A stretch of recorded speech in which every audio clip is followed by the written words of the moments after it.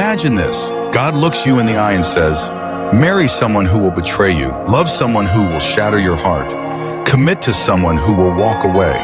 That's not a nightmare. That was Hosea's calling. And if you think this story is about some ancient prophet and his broken marriage, you're wrong.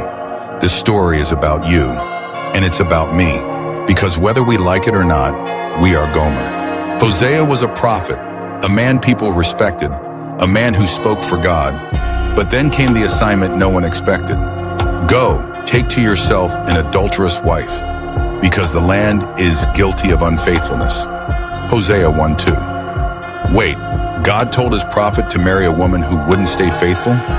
Yes, because Hosea's marriage was going to become a living, breathing parable. And just so you know, this wasn't random gossip about a broken family. Scholars see Hosea's marriage as a prophetic sign act, a living metaphor showing how God sees Israel's covenant unfaithfulness in the 8th century northern kingdom. So Hosea marries Gomer. And for a time, maybe it looks like it might work. They have children, they build a home. But Gomer's heart isn't at home. Her eyes wander, her body follows. And one day Hosea wakes up to find the bed empty. She's gone. Let's not sanitize this. Hosea felt the sting of betrayal, the whispers in town. See, we told him. She was never faithful. The kids asking, where's mom? The nights alone wondering what he did wrong. That pain is real. And maybe you know it too. Maybe you've been cheated on. Maybe someone you trusted walked out. Maybe the church hurt you. And if you felt that, you've tasted just a drop of what God feels every day. Because Gomer's betrayal is not just her story. It's Israel's story. It's our culture's story. It's my story. And maybe it's your story too. We chase success. We bow to the idol of politics. We run after lust, money, comfort. And all the while, the God who loves us watches us walk away. We sing about God's love on Sunday, but then ignore the neighbor who's lonely or the single mom at church who struggles. We would rather keep our comfort than be inconvenienced by compassion. That's what chasing idols looks like, loving ease more than people. Gomer's lovers don't last. Sin never delivers what it promises. The woman who once thought she was free now finds herself enslaved, used, discarded. And then comes the scene no one expected. Hosea the prophet walks into the slave market. The crowd gasps. Isn't that Hosea? What's he doing here?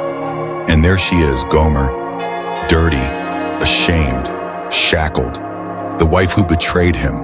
And Hosea does the unthinkable. So I bought her for 15 shekels of silver and about a homer and a lethek of barley. Hosea 3:2. He pays the price, he buys back the one who walked away. He redeems the one who broke his heart. But let's pause here. If words like slave market feel heavy, remember this story doesn't exploit suffering.